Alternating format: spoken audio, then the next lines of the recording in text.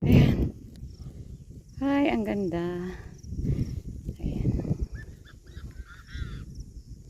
Today's weather, mainit. Pero at least may konting hangin. Ayan. May tatlong bagets doon na nauna sa akin na rin sila. Kaya kapanggapang sila. Ayan. Nandun sila. Kita niyo ba? Ayan. Doon na sila sa tuktok. Ayan. Sila pala yung nakita ko dito sa trail. So, akatin natin yan, guys.